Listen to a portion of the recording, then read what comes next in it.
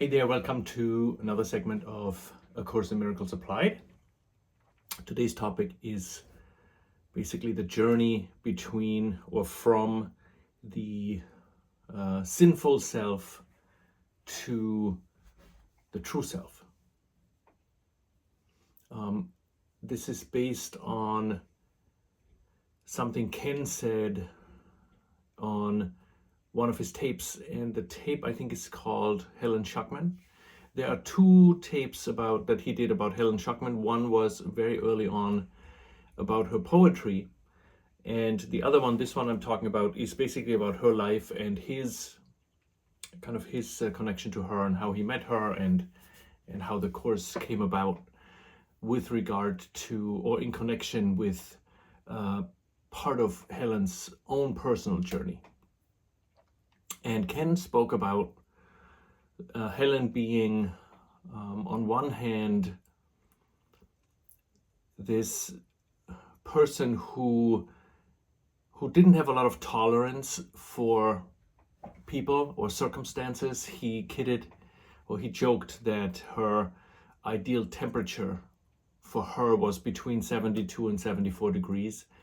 Anything above that, she was uncomfortable. Anything below that, she was uncomfortable. She was not a very warm person in general. She had a presence within her, but she wasn't very warm and fuzzy, and she was very direct.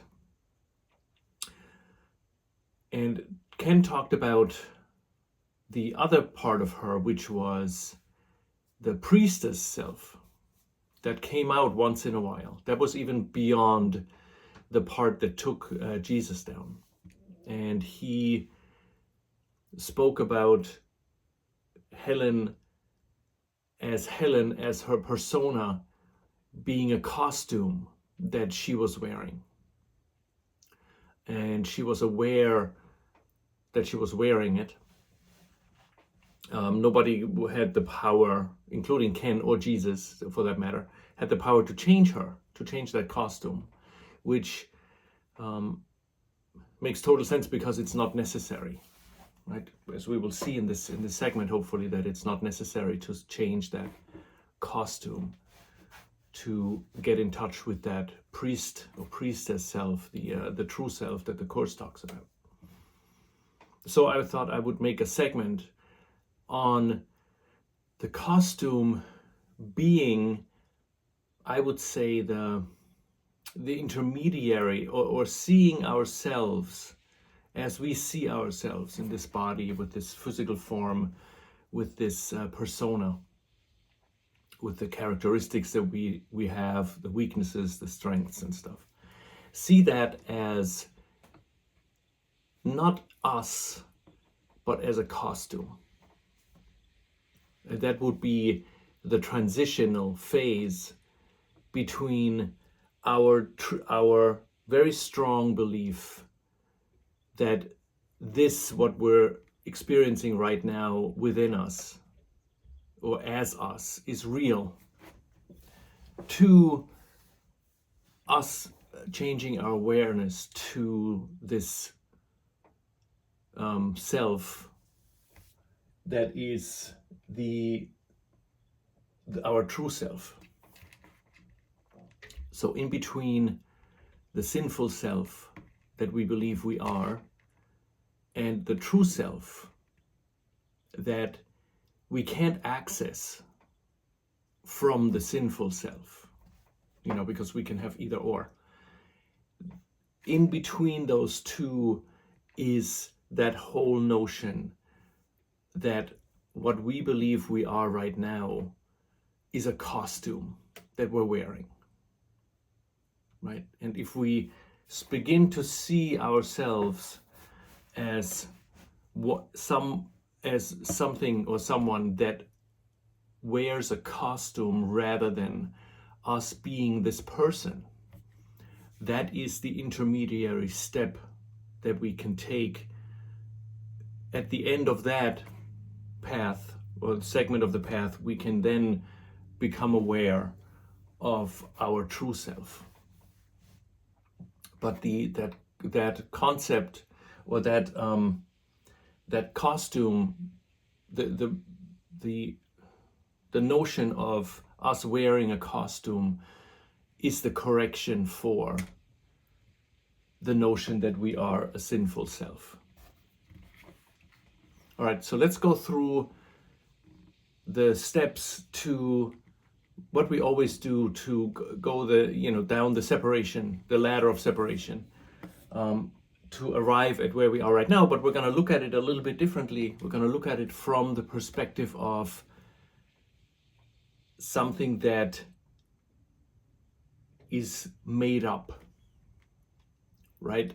A costume is something that has been fabricated, that is being put over something that is real, right? If we take this world, right? So a costume would be something that we make, and we put that onto something that is real, right? So transferred to the course principles, the costume is this persona that we have right now, that we inherit, that we identify with so fully, and seeing that as a costume that we put on over something that is real.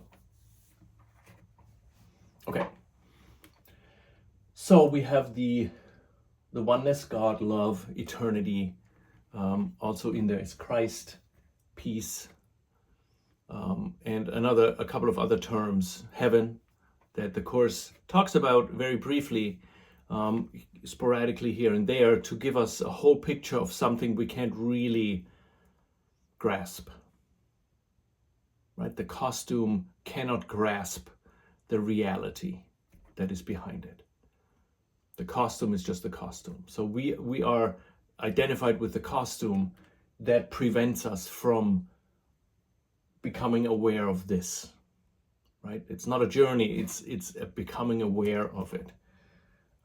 Heaven is not a place, it is the awareness of oneness, right? I don't know what the exact quote is.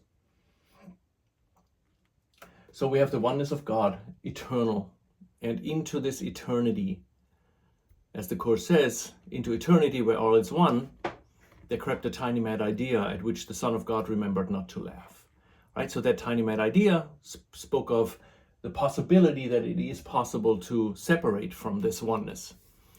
And the further we go with the Course, the more ridiculous this idea becomes. How can it possibly be possible to separate from a all-encompassing oneness?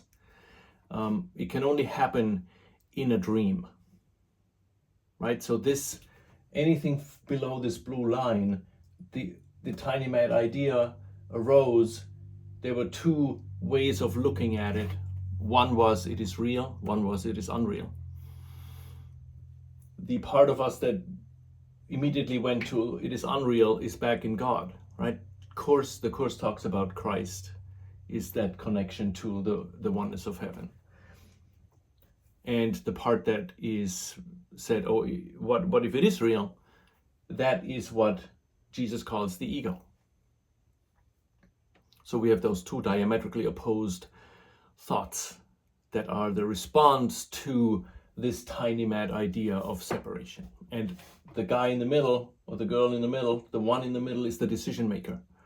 That is the decision-making mind that decides between those two, right? Those two ways of looking at this tiny mad idea. One says it is real, one says it cannot happen, right? Because the oneness cannot be divided, as the Course says. So we believed for one moment that it is possible to separate from heaven. The ego was born, and the ego's goal from that point on is to stay alive, right? It is completely dependent on the sun's power. The decision-making power of the sun is the only power the ego has. It has no power within itself. It must take the power from the Son of God to survive. So in order to do that, the ego comes up with this story, with this myth. And this myth is this construct it comes up with, and it weaves this thought of sin into something that seems very solid, right? So this construct of sin, actually for the ego, it's not a construct. The ego says the sin is now your reality, because you as an individual, if you exist as an individual, the oneness of heaven must have been destroyed, right? You can't both coexist. The individual part and the oneness cannot coexist. And we had this little example that we sometimes have is, I think Jeffrey Seibert came up with it at the Foundation for A Course in Miracles when he talked about Pac-Man. And it looks like a Pac-Man. You basically have the whole cake, right? And you have a piece of the cake. You can't have both. You cannot have a whole cake plus a piece of the same cake. If you have a piece of the same cake, the cake is no longer whole, right? So if this part is missing from the cake, right? This is missing from the cake. Symbolically, Pac-Man is that part tries to get this part back, right? Devour it so that this one becomes whole again. That's the myth of the ego that says you have made this wholeness into a small little piece. The wholeness has now disappeared. You have killed your father, you have destroyed the oneness of heaven, and that is a grievous sin, right? So the ego constructs this myth, and the Son of God believes it for one moment. In that moment, when the Son of God believes that it has sinned, the next thing that follows is this overwhelming experience of guilt, right? So this guilt over having destroyed our home, having destroyed the oneness of heaven. And the moment that guilt takes hold, our decision-making capabilities disappear. They're still there, right? But they are now completely overrun. We are completely overwhelmed by this experience of guilt, right? And that guilt is now what occupies our mind as the Son of God. It occupies our mind, and because of this guilt is so overwhelming, the Course says it is acute, very acute, right? Like an acute pain. It must be projected outward. So we project it outward, we push it out, we give it to God. Now we're afraid of God, and now the piece of cake is afraid that the whole cake will take back that piece and swallow it up, right? So we're now afraid of God, and we flee into the world, into this sinful self, right? We are now a sinful self trying to appear innocent, right? That is our number one goal in this life, is to keep the guilt on the outside, keep responsibility for the separation on the outside. We can always say something or somebody else is responsible for how I feel. If my peace is gone, it wasn't my decision. It was something that on the external that took that peace away from me, literally, right? That hides the thought that I believe I took life from God when I became an individual, right? So the ego's goal is to be this sinful self that tries 24 hours a day to appear innocent, right? That's our lives. And we appear innocent if we can clearly point out the guilty party, right? That will be our way of appearing innocent, is to point out this is who is responsible for the separation, not me, right? Political figure, parties in a war, in a relationship, our body, right? our goal in life is to keep the guilt on the outside. And then we forget about it, we live our lives, and we don't know what we're doing, right? And everything, all of this is based on, and that is already the correction. So the ego says the sin is real, right? This is actually wrong what I did. Hold on. I just realized that.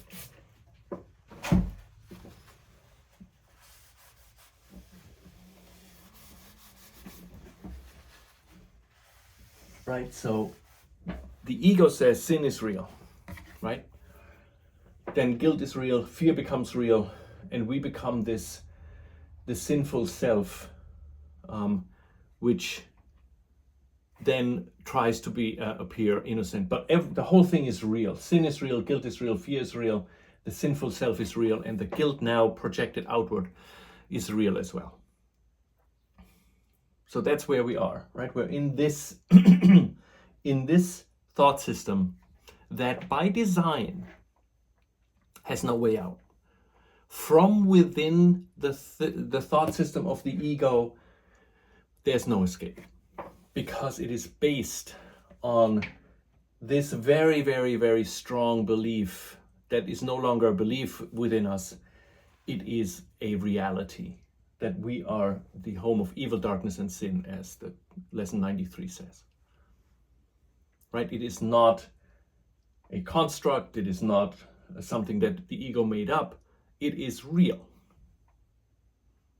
And so how do we get out of this when we believe sin is real? And the whole Christian movement, everything tells us that sin is real. We are attracted to the sin being committed on the outside, so we don't have to look at it, that we believe we committed it on the inside, right? That's our lives. We try to see sin outside. So how do we get out of this thought system that, as the Course says, is foolproof but not God-proof? What is the thing that keeps the ego alive? The thing that keeps the ego alive is the power of the Son of God. And specifically, very specifically, the power of the Son of God's belief that his sin is real. That is what keeps this whole thing alive, right? Not sin itself, because sin itself is not real. The power of the Son of God in his own belief that sin is real. That is what keeps this whole thing going. Because once this belief in sin is established, guilt must follow, fear must follow. We must follow to fragment and flee into the world where we are now the sinful self that tries to appear innocent, right? The face of innocence, as the Course talks about. So the Son's belief in sin is the eye of the needle. It is the thread that keeps this system going. Nothing in this system will change it. If we try not to be afraid, won't change it. If we try not to be guilty, won't change it. If we try to change ourselves within this thought system, will not change anything.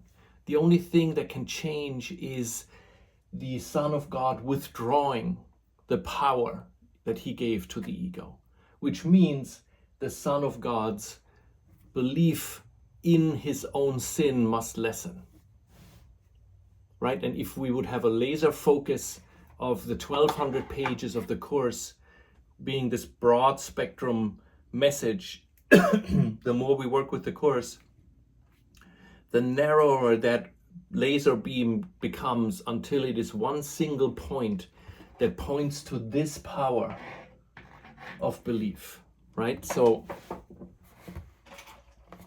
it is basically this connection that the Course aims at. This one single string, this one single belief in the Son's sinfulness is what keeps this thing going. And the whole Course, in one way, shape, or form, with so many words and so many lessons, right, and so many pages in the text and the manual for teachers, its laser focus is on this one connection, that the decision maker believes in his own sinfulness. That's it. Right? There's nothing beyond that. Everything else in the Course is only there to show us this, to become aware that we are the ones doing all this, right? Which means we are the ones that have the power. That is the shift in perception, is that we are the ones, right? The secret of salvation is but this, that you're doing this unto yourself. Right? We're doing this unto ourselves, because of this belief we have bestowed this, our full power, onto this belief in sin. And while this connection is there, the whole system stays, and the moment we make this decision with sin, we are down here. Right? It's like we flip a switch and the whole left side comes on. It's on, right? If we disconnect this switch, this goes dark. However millions of years, however many different facets this has, it is being turned off by one single thing, withdrawing the power. This is electricity. It goes to this board here. If the power is switched off, the whole thing goes dark. Right? Nothing has to be done within this ego thought system. Relationships are not the problem. The world is not the problem. The body is not the problem. The problem is our belief in this sinfulness. So how do we do that, right? How can we go from our strong belief that this is real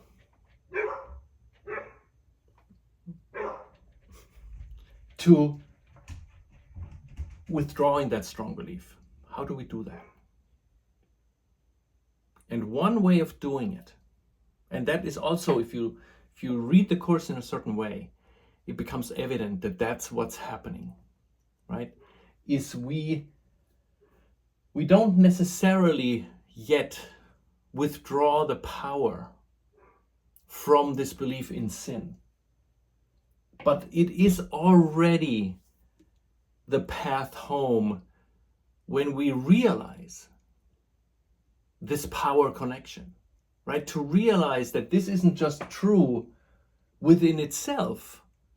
It is only true because of the power we gave it. That already brings back to us the power of choice. We still can't make that choice over here because our belief in sin is still too strong, right? But all the words that Jesus uses in the Course bring us to that point of realization that we have the power to believe in sin and we can withdraw it. And one way of doing that is switching very slowly and very gently and over a long period of time, switching the sin being a true statement about us to a construct. So the ego says sin is real. And I think that's what's missing here now.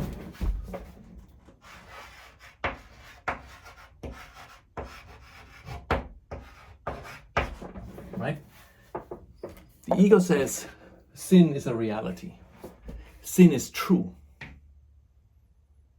If sin is true, the rest is true. If sin is false, the rest is false. So the ego must insist always that sin is real. Once sin is real, the rest is real. That's why our switch even though we can't switch directly to the Holy Spirit yet, because this belief is too strong. What we can do is we can begin the process of thinking of sin as a construct, right? We've talked about that. If we begin to think about sin as a construct, that is the moment when we begin to withdraw our power from it, from this belief in sin, right? We start when we see sin as a belief, right? Not the truth. We start very slowly. We think about it. Whenever we see sin outside, we can start realizing this is a construct. Whether it's in the other person or in me, it's the same, right? But it is a construct. It is not a true statement,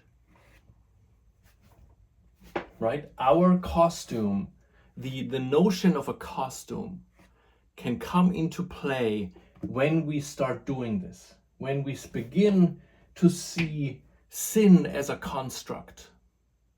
Then what happens is we can also see our sinful self, which the ego says is true,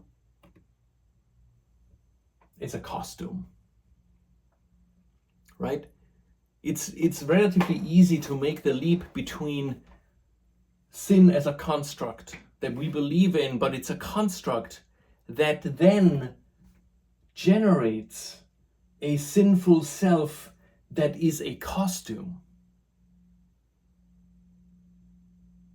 Right? If the moment we begin to see ourselves, that as we see ourselves now, with this arm, with this hand, with this persona, with this name, this birthday, right? The color of the skin, the belief system, and all of that, when we can see this whole thing being a costume that is made from a construct of sin, that's the way home. We don't have to make fancy decisions to be the one self. There is no way for us to do that right now. Otherwise, we would do it, right? If we haven't done it in 20 years, why would we do it now? We won't do it because our belief in sin is still so strong. Listen, we can do it, right? The way is open. The prison door is open, as Jesus says. The prison door is open, there are no guards. We're still sitting inside the cell. And the reason why we're sitting inside the cell is because we still believe we're guilty. We should be in prison. That's what we believe. So the way out is to see this self that we believe now we are as a costume rather than the truth. Right? It gives it a different viewpoint. If we are a costume, we are no longer 100% sinful, right? So we believe now we are a costume, and the next step would be we're not the costume. We are the ones putting on the costume of the sinful self. And we are putting on the costume of the sinful self onto the world. Right? If we do that for 5-10 years, or 1 year, or 1 month, however long it takes for us, right? It will change our perception of who we believe we are. Right? We're going from this very determined and strong belief in our own sinfulness, the reality of our sin, to sin is a construct. It is a concept that the ego came up with. Right? It is not true because its foundation, which is the thought that it is possible to separate from God, is not true because oneness cannot be divided. Right? Nothing real can be threatened, as the introduction says. Right? Nothing real can be changed. Love, the love of God, the oneness of heaven, eternity cannot change. That's why there cannot be any sin, but there can be a belief in sin, which is what we are going through right now. That is the world, this belief in sin.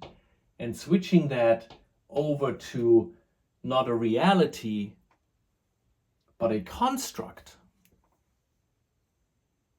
that's the way home.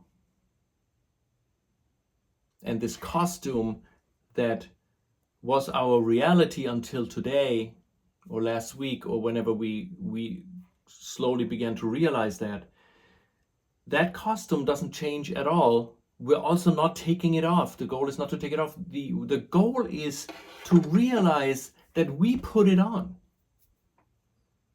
Right? The goal is not to take off the costume.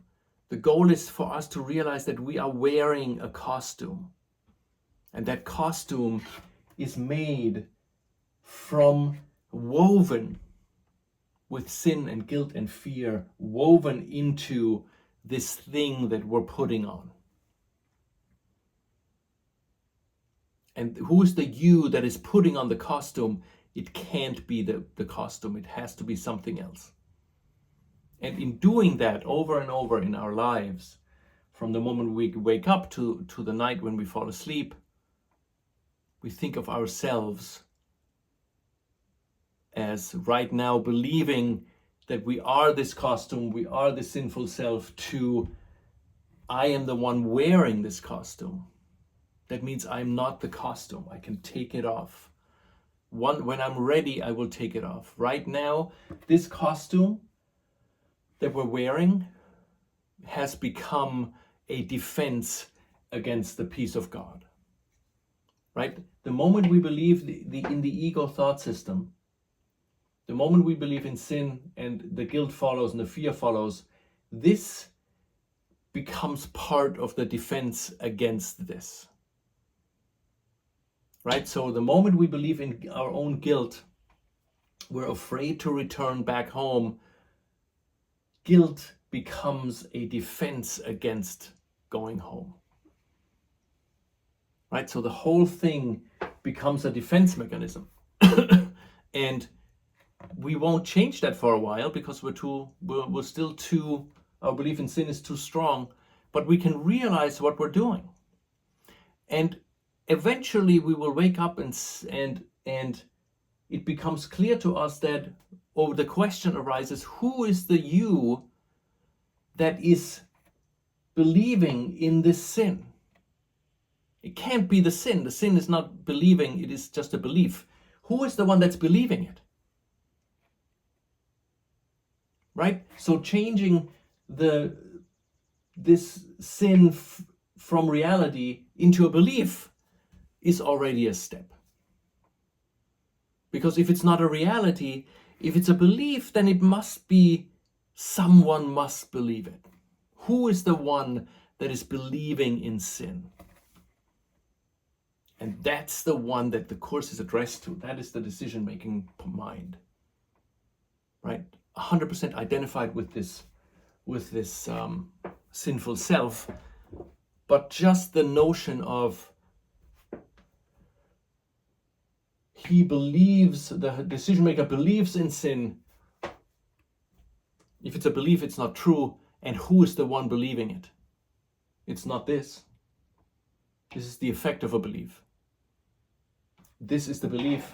Who is the one believing it? And if that takes hold in us over time, that will lead us from here to here. So we slowly but surely, not that this is not an easy process, because this belief is so strong, right? And we vacillate back and forth a lot throughout the day, right? And we slowly kind of weaken this, right? And we strengthen. Over time, we strengthen this, right?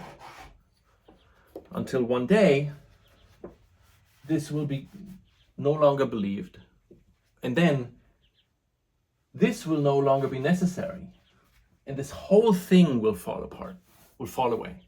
and what's left is the oneness of heaven, right? But we're not quite ready for that yet. Otherwise, our awareness would be there.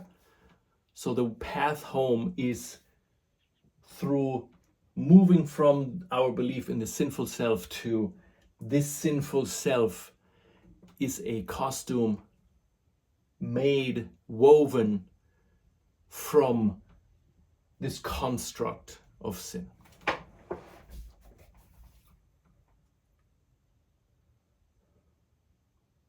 And I'm going to read, just as this is going to be a shorter segment.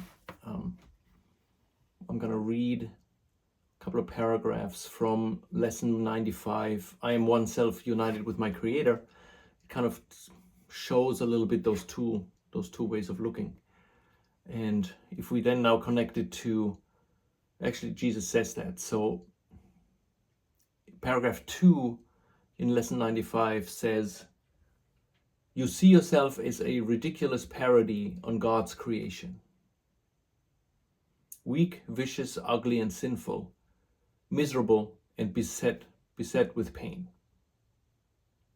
Such is your version of yourself, right? That's our version of ourselves. We see ourselves as this thing, right? Sinful and vicious, weak and ugly, and beset with pain, right? That's how we see ourselves. And if we step back and recognize that that is the costume that we're wearing.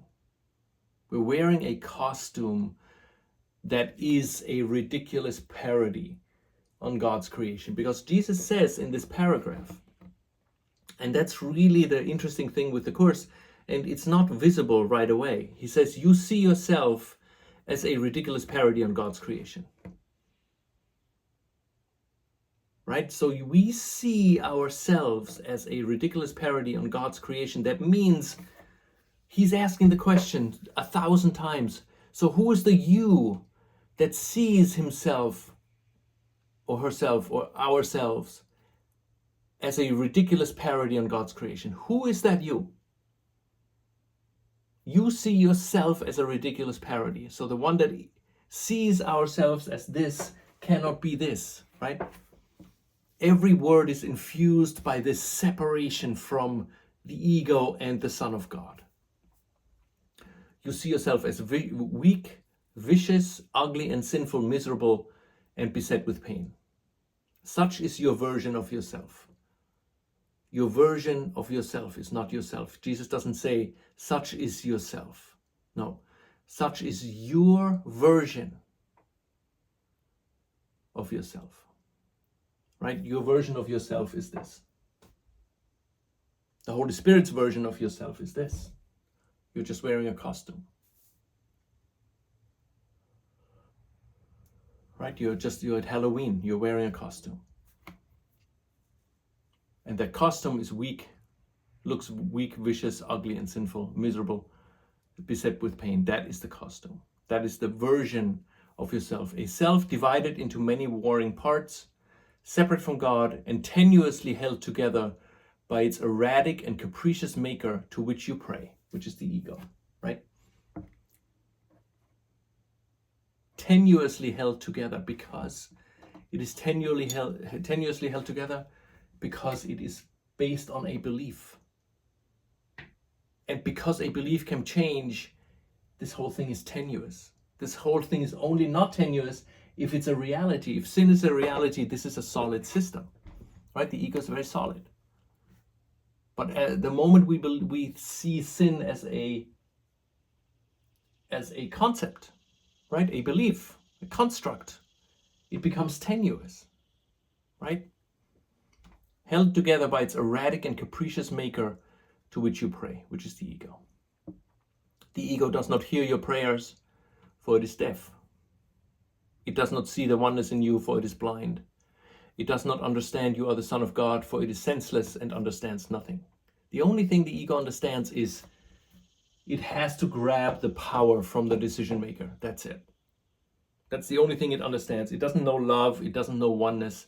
It only knows if the power of the Son of God goes away, it dies, it ceases to exist. So it grabs the power from the Son of God. That's all it knows, that's all it wants, that's all it can do.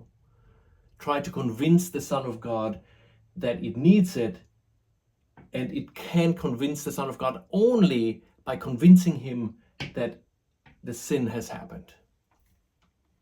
And from the sin comes this view of ourselves as a parody on God's creation. Okay, and then the first paragraph says, today's idea, I am one self united with my Creator, describes you as God created you. You are one with yourself, within yourself, and one with Him. Yours is the unity of all creation. Your perfect unity makes change in you impossible. You do not accept this, and you fail to realize it must be so, only because you believe that you have changed yourself already. Right? We don't believe we are one self united with my Creator because we still believe we are sinful. Right? That's why those lessons are there, because we believe this. And Jesus says, I'm going to introduce you to another way of looking at yourself. And here are 365 lessons to do so.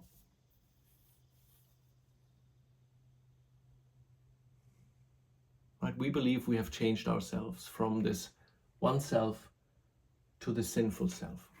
We believe it's possible to change the oneness of heaven. Right? And that's not a sin, that's just a misguided belief that can be corrected. And then he says in paragraph 3, we will attempt today to be aware only of what can hear and see and what makes perfect sense. We will again direct our exercises toward reaching your one self, which is united with its Creator. In patience and in hope, we try again today. So the two-folded curriculum of the course. The one is represented by the workbook that says, let's try every day for however long, 5 minutes every hour, 3 times an hour, whatever it is, right? Twice a day. Jesus tells us, okay, let's try to go over here and see yourself more of a construct of wearing a costume than a reality, right? Get in touch with, even though he knows we can't really do it, right? Because in order for us to get in touch with the awareness of oneness, we must have let go of this already. So he knows that this is not going to work. That's why it's a workbook. It's not a truth book. It's a workbook. We're working on it. We're not reaching it, right? It's why at the very end of the workbook he says, this course is a beginning, not an end.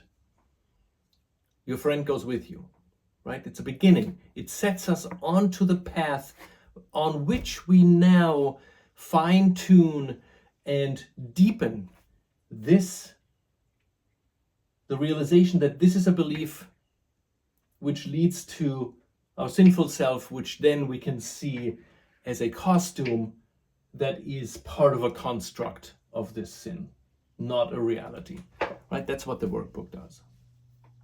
And the second part, which is mostly in the text, is where Jesus opens up the ego and tells us all of this, how this all is connected, right? Special love relationships, special hate relationships, and always leading it back to this belief in sin that is the core of it all, right?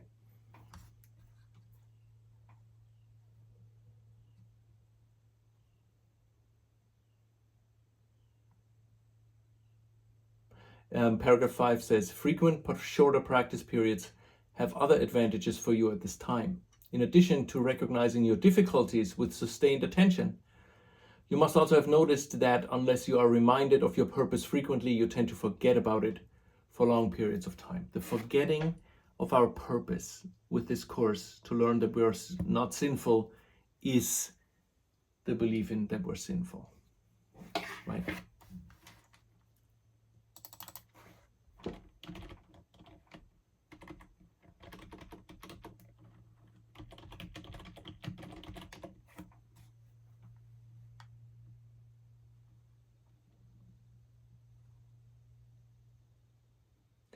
he talks a lot about concentration, that it's very difficult at first and that our mind wanders and such.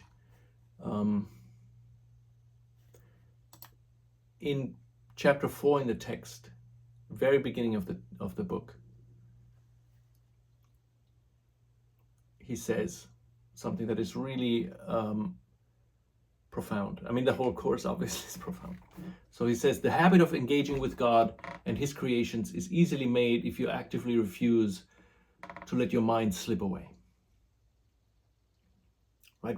If we refuse to let your mind slip away, we could reach this, right? And then he says, the problem is not one of concentration. The problem of our mind wandering is not one of concentration. Right? It's not that we are not disciplined. Yes, we're not disciplined, but why are we not disciplined? The problem is not one of concentration. It is the belief that no one, including yourself, is worth consistent effort. Right? We are not worthy of consistent effort because we believe we're so sinful. So while we believe we're so sinful, we cannot concentrate on God. It is impossible. You close your eyes now and you try to reach Jesus, the peace of God, the oneness of heaven, with love for everyone. You will not get there. You will go like this, and then you will be diverted. We divert ourselves, but the cause of it is not concentration. The cause is that we believe that no one, including ourselves, is worth consistent effort, which is same as saying we believe we're sinful. Right? So this is not a matter of concentration. The mind training is the switch from this is a reality to this is a construct. That is the mind training. That is built on to the foundation of the 365 lessons in the workbook. The 365 lessons are not the end. It is the foundation for our work. It is not the work. We can repeat the lessons over and over again. We won't move forward. We have to see the lessons as the solid bedrock on which our work now is based, and the work now becomes to see sin wherever we see it, everywhere, outside, in the grocery store. When we brush our teeth and look in the mirror, we see sin, we see it in the news, right? We see the sin outside, and we must apply it in a way that shifts it from sin is real to sin is a construct. That is the work that is built upon this foundation that the workbook provides. This foundation is very important, but it is not important within itself. The workbook is not the end. It is the beginning. The text is not the end, it's a beginning.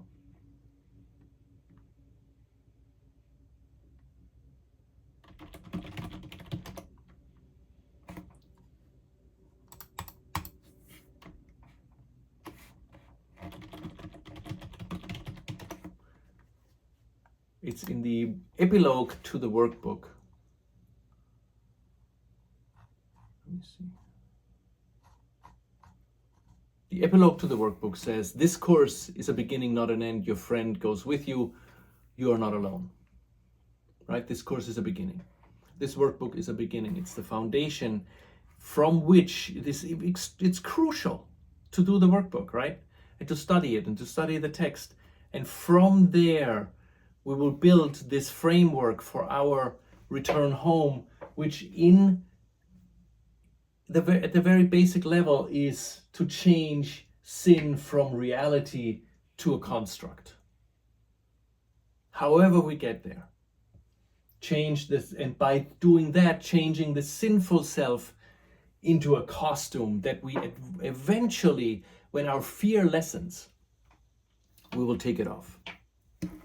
Right now we have this costume on because we believe the bullets that come towards us from God, this costume will catch.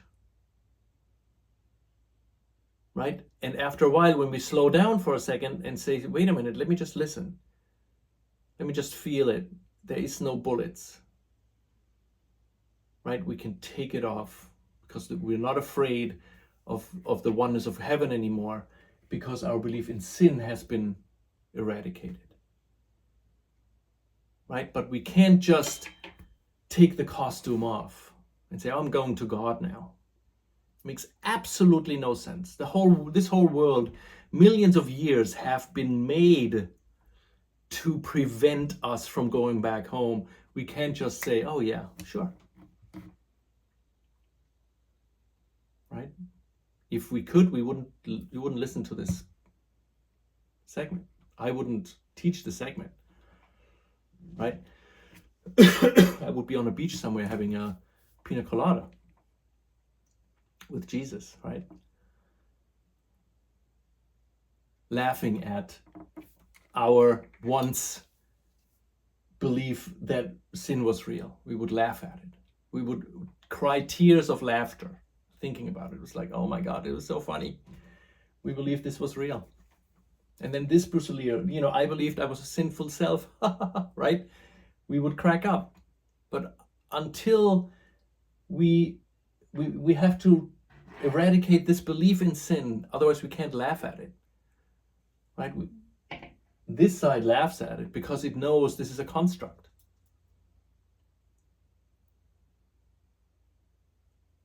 Right? So that's the way from reality of sin to the construct of sin. That's the journey with the Course. Then he says, in this epilogue, which is a really nice epilogue,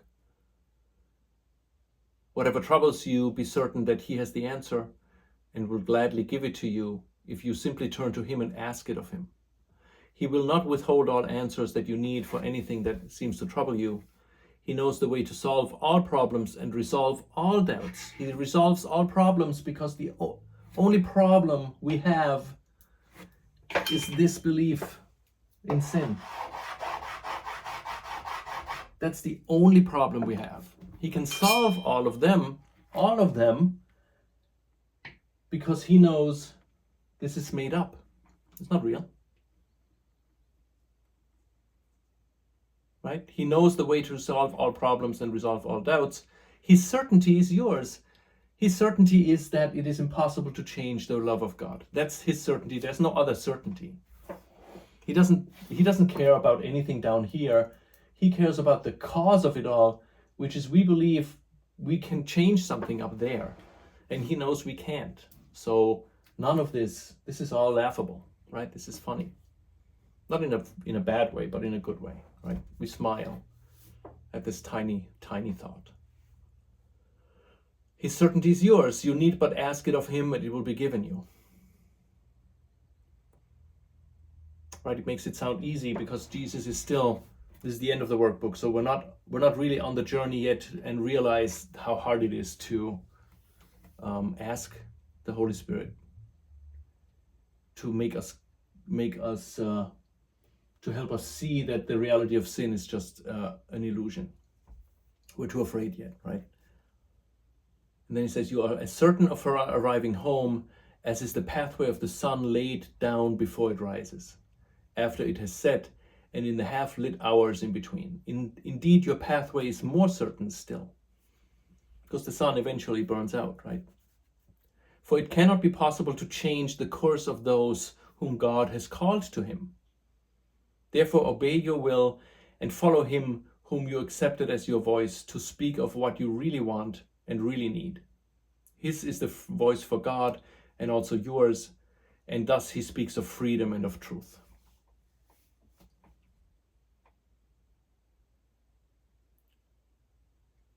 Right? What we really need, all of us,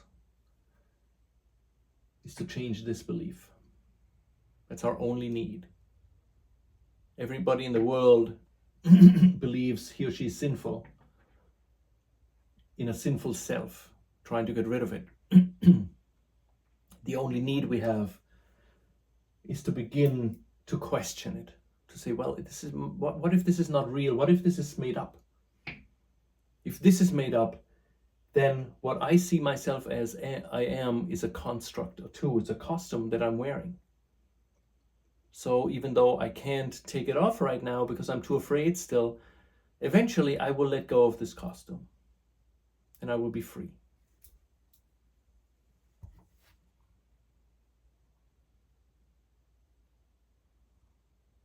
The end is certain and the means as well. To this we say Amen. You will be told exactly what God wills for you each time there's a choice to make, right? Each time there's a choice to make, it is between believing that the sin is real and believing it is a construct. We don't have to believe sin is nothing. We can't do that. We can't leap that far. That's why Jesus is in the middle. Right? The correction of the Holy Spirit is not the end either. It is just correcting this idea that sin is real into the construct.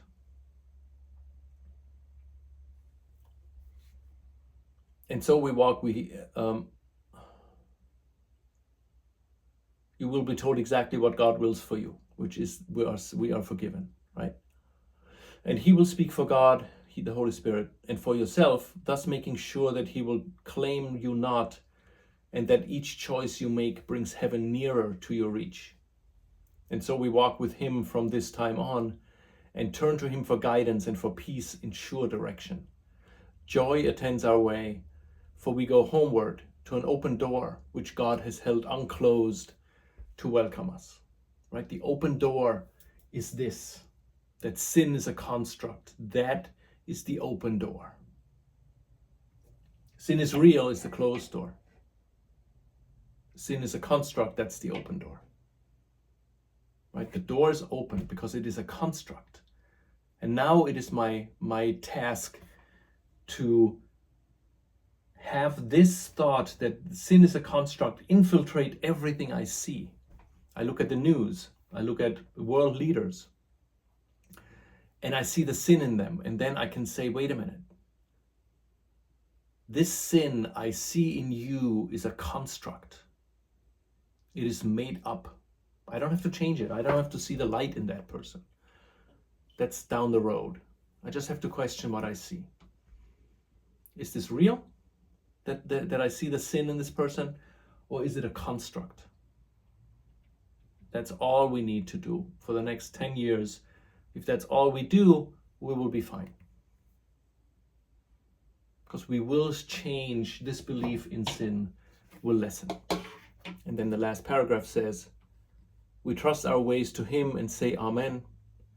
In peace we will continue on his way and trust all things to him. In confidence we wait his answers as we ask his will in everything we do. He loves God's Son as we would love him, and he teaches us how to behold him through his eyes and love him as he does. You do not walk alone. God's angels hover near and all about. His love surrounds you, and of this be sure, that I will never leave you comfortless. Thanks so much for watching.